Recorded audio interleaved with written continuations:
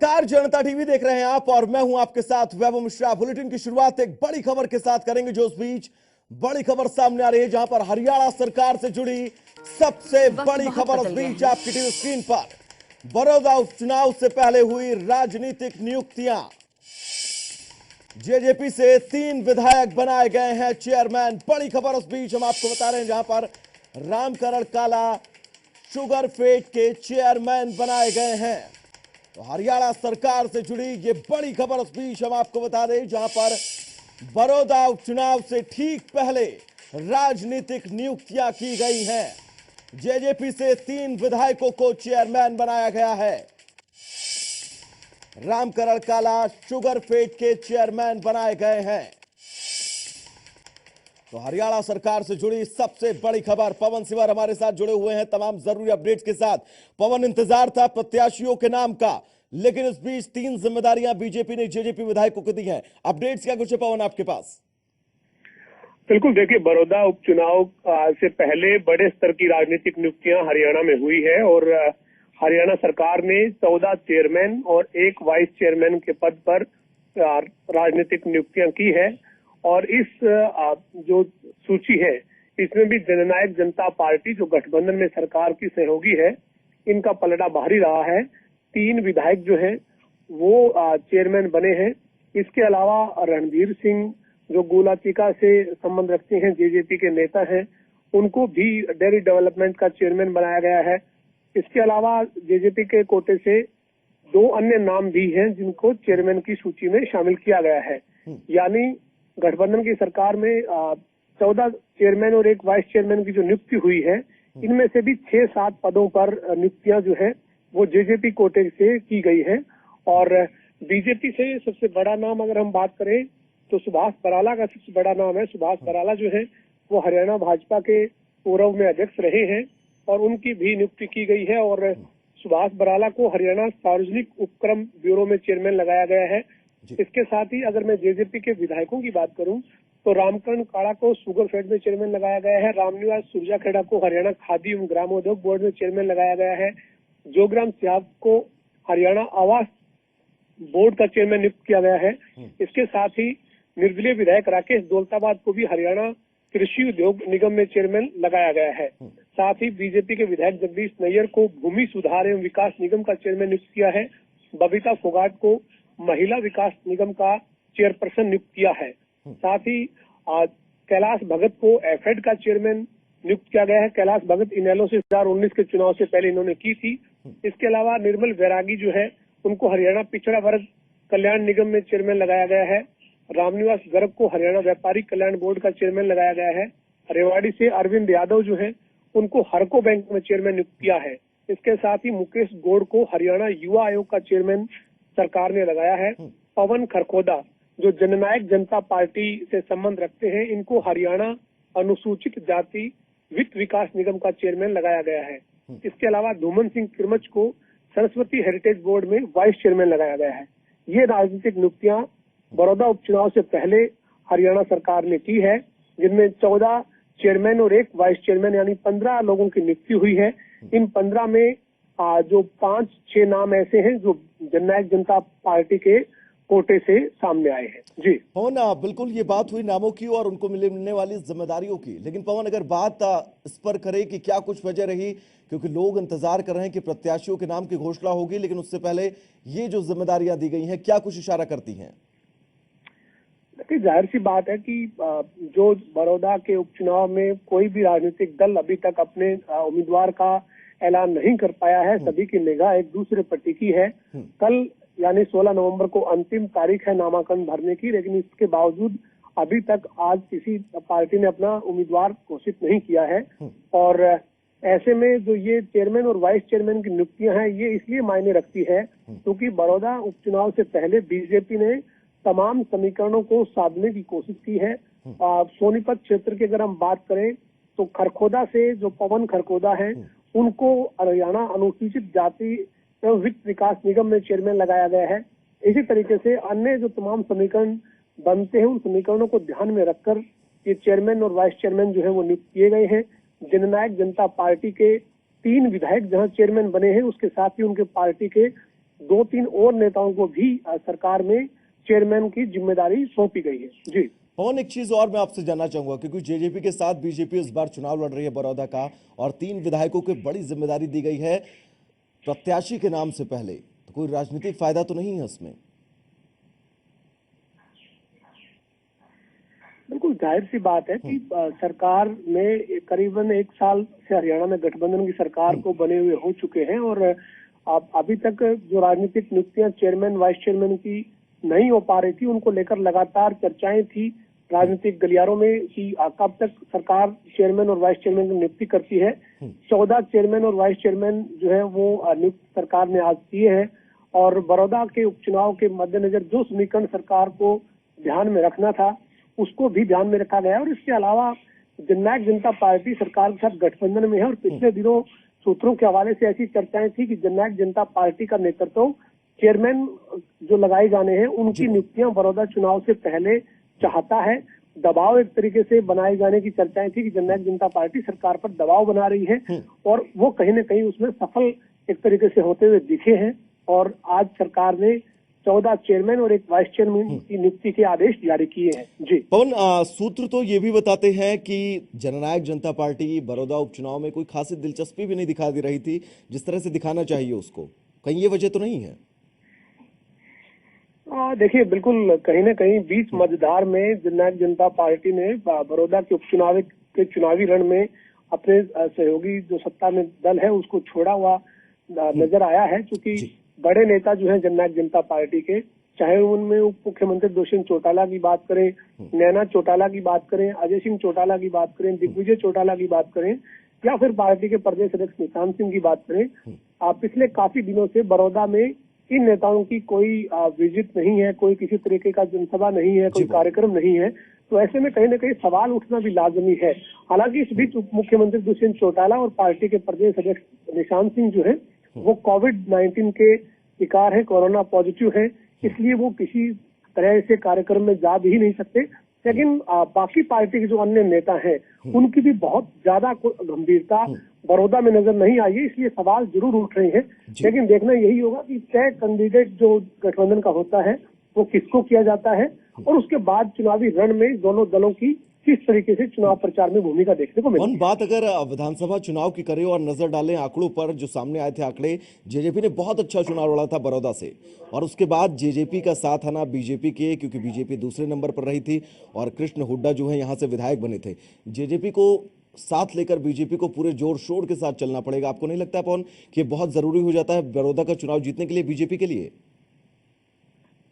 देखिए, 2019 का समीकरण अलग तरीके का समीकरण था। उस वक्त जो है वो बीजेपी 75 पार के मिशन के साथ मैदान में थी, जबकि सरकार के 5 साल के कार्यकाल के विरोध में एक तरह से कांग्रेस जो है वो अपना चुनावी एजेंडा लेकर मैदान में थी। जननायक जनता पार्टी नया बना राजनीतिक दल था और कांग्रेस और बीजेपी दोनों को निशाने पर लेकर मैदान में थी। इंडियन नेशनल लोकदल भी चुनाव मैदान में जरूर थी, लेकिन नई पार्टी जननायक जनता पार्टी उन्हीं से टूटकर बनी थी, तो उनकी आज जो है वो स्थिति 2019 के चुनाव में बहुत ज्यादा खराब रही।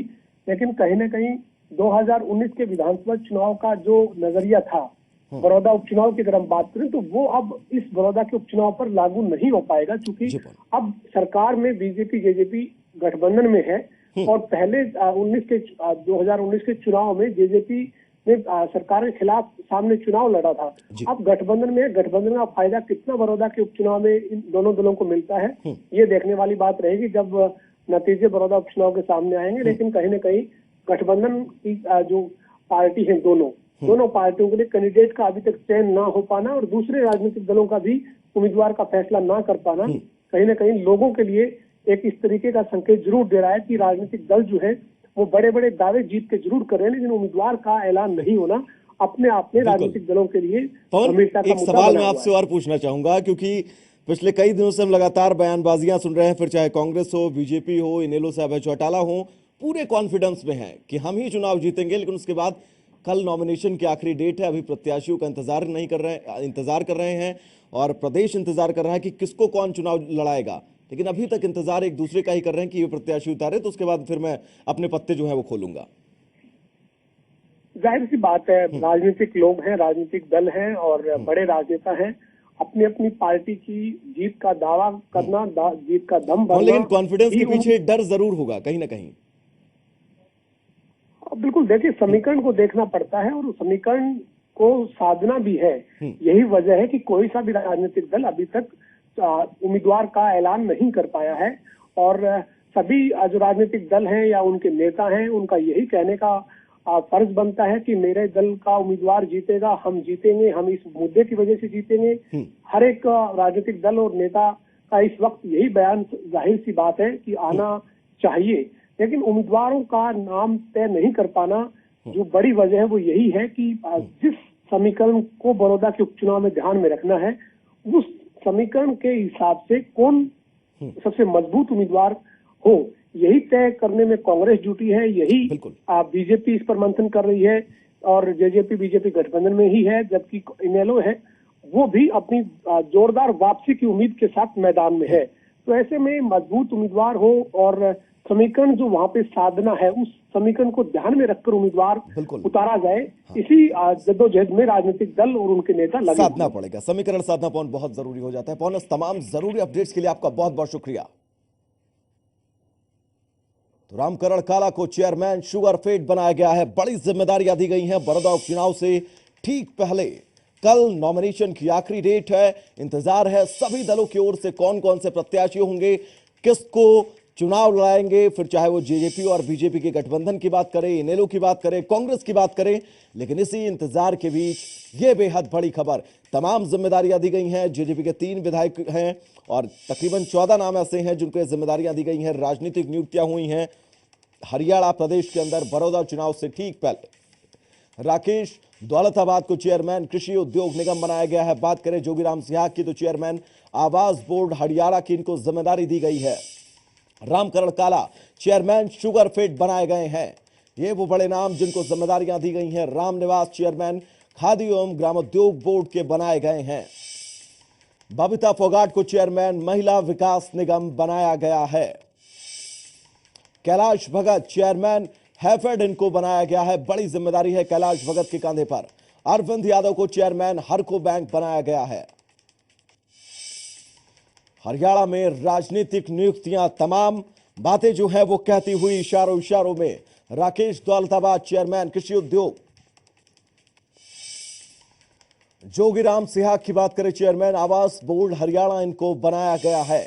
तो बड़ी राजनीतिक नियुक्तियां, रामकरण काला चेयरमैन शुगरफेड बनाए गए हैं। रामनिवास चेयरमैन खादी एवं ग्रामोद्योग बोर्ड की जिम्मेदारी रामनिवास को दी गई है। बबीता फोगाट के कंधे पर महिला विकास निगम की चेयरमैन पद की जिम्मेदारी सौंपी गई है। राजनीतिक नियुक्तियां हरियाणा के बड़ौदा उपचुनाव से ठीक पहले अरविंद यादव को चेयरमैन हरको बैंक बनाया गया है। इंतजार सभी ये कर रहे थे क्योंकि कल नॉमिनेशन की लास्ट डेट है। कौन कौन से प्रत्याशी जो हैं पार्टियां वो उतारेंगी, किसके ऊपर पार्टियां दांव खेलेंगी, लेकिन उसी बीच राजनीतिक नियुक्तियां हुई हैं और ये बड़ी राजनीतिक नियुक्तियां हैं। हरियाणा में राजनीतिक नियुक्तियां हुई हैं। राकेश दौलताबाद को चेयरमैन कृषि उद्योग निगम की बड़ी महत्वपूर्ण जिम्मेदारी सौंपी गई है। जोगीराम सिंह को चेयरमैन आवास बोर्ड हरियाणा का बनाया गया है। रामकरण काला को चेयरमैन शुगरफेड बनाया गया है, बड़ी जिम्मेदारी रामकरण काला के कंधे पर। रामनिवास को चेयरमैन खादी एवं ग्रामोद्योग बोर्ड का बनाया गया है।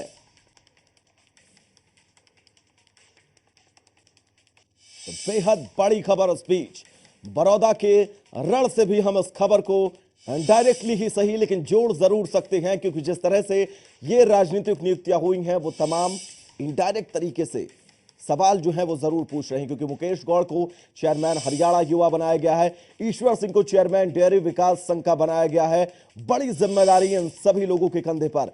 राजनीतिक नियुक्तियां प्रदेश के अंदर हुई हैं। इंतजार सभी को यह था कि कब लिस्ट आएगी, कब कांग्रेस अपने पत्ते खोलेगी, कब बीजेपी और जेजेपी के गठबंधन के प्रत्याशी का ऐलान होगा और कब इनेलो अपने प्रत्याशी मैदान में उतारेगी। लेकिन उसी बीच बड़ी राजनीतिक नियुक्तियों की यह खबर वाकई बेहद बड़ी हो जाती है। रामकरण काला को चेयरमैन शुगरफेड बनाया गया है। रामनिवास को चेयरमैन खादी एवं ग्रामोद्योग बोर्ड की जिम्मेदारी सौंपी गई है। ये तमाम बड़े नाम और इन सभी को तमाम बड़ी जिम्मेदारियां एक बार सौंपी गई हैं प्रदेश में बड़ौदा उपचुनाव से ठीक पहले, क्योंकि कल यानी कि बात करें 16 तारीख, वो तारीख जब नॉमिनेशन की लास्ट डेट है और कल तक ही प्रत्याशी अपने नाम का पर्चा जो है वो भर सकते हैं।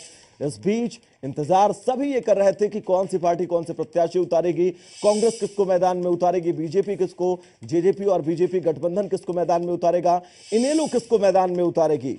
सभी इंतजार इस बात का कर रहे थे। लेकिन हरियाणा प्रदेश में ये राजनीतिक नियुक्तियां, इस खबर से ठीक पहले हम आपको ब्रेकिंग न्यूज के तौर पर बता रहे हैं। राकेश दौलताबाद को बड़ी जिम्मेदारी, जोगीराम सिंह को चेयरमैन आवास बोर्ड हरियाणा का बनाया गया है। रामकरण काला की बात करें तो चेयरमैन शुगर फेड इनको बनाया गया है। रामनिवास चेयरमैन खादी एवं ग्रामोद्योग बोर्ड की बड़ी जिम्मेदारी है रामनिवास के कंधे पर। बबीता फोगाट को चेयरमैन महिला विकास निगम बनाया गया है। ये तमाम बड़ी जिम्मेदारियां बड़ौदा में कल नॉमिनेशन की लास्ट डेट और चुनाव से ठीक पहले बड़ी जिम्मेदारियां सौंपी गई हैं। जेजेपी के 3 विधायकों के उसमें नाम है और कहा यह भी जा रहा है कि ये जो नियुक्तियां हैं ये तमाम बड़े सवाल कहीं ना कहीं से जरूर खड़े करती हैं इस बीच, क्योंकि इंतजार था लोगों को कि बड़ौदा में कौन सी पार्टी कौन से चेहरे को मैदान में उतारेगी। राजनीतिक बयानबाजियां हमने आपको लगातार सुनवाई, कौन कितना कॉन्फिडेंस में था, क्या कुछ लोगों ने कहा, वार पलटवार के तौर पर एक एक चीज, एक एक खबर सबसे पहले सबसे सटीक हमने आप तक पहुंचाई। और उसी बीच ये ब्रेकिंग न्यूज, बड़ी राजनीतिक नियुक्तियां प्रदेश के अंदर हुई हैं। रामकरण काला को चेयरमैन शुगर फेड बनाया गया है, रामनिवास को चेयरमैन खादी एवं ग्रामोद्योग बनाया गया है। ये तमाम नाम आपकी टीवी स्क्रीन पर, जिनको हरियाणा प्रदेश के अंदर बड़ी जिम्मेदारी सौंपी गई है। चेयरमैन, तमाम विभागों के चेयरमैन बनाए गए हैं, बड़ी जिम्मेदारी इन सभी के कंधे पर सौंपी गई है। और सबसे बड़ी बात टाइमिंग की है, क्योंकि इंतजार है सभी को, सभी इंतजार कर रहे थे और हम भी आपको लगातार ये खबर भी बता रहे थे कि आज सभी पार्टियां अपने प्रत्याशियों की घोषणा कर सकती हैं। फिर चाहे जेजेपी और बीजेपी का गठबंधन हो, इनेलो की हम बात करें, कांग्रेस की बात करें, फुल कॉन्फिडेंस में सभी पार्टियां हैं। इंतजार नामों का था कि किसको अब वो बड़ौदा के रण में उतारती हैं। उपचुनाव बड़ौदा का बेहद अहम हो जाता है हरियाणा प्रदेश के अंदर, और किसको वो मैदान में उतारती हैं, क्योंकि कल नॉमिनेशन की लास्ट डेट यानी कि 16 अक्टूबर है और 16 अक्टूबर के बाद आप नॉमिनेशन नहीं कर सकते हैं। यानी कि आज दिन है इन सभी पार्टियों के पास अपने प्रत्याशियों के नाम, जो प्रत्याशी हैं उनके नाम सामने लाएं और उसके बाद कल नॉमिनेशन करवाएं और उसके बाद बड़ौदा के रण में वो प्रत्याशी के चेहरे के साथ कूदें और मैदान में प्रचार करें। लेकिन उस बीच ये बेहद बड़ी खबर हो जाती है और ये खबर जरूरी हो जाती है, क्योंकि जिस तरह से हरियाणा प्रदेश के अंदर ये नियुक्तियां की गई हैं, ये अरविंद यादव की बात करें तो चेयरमैन हरको बैंक अरविंद यादव को बनाया गया है। मुकेश गौड़ को चेयरमैन हरियाणा युवा आयोग बनाया गया है।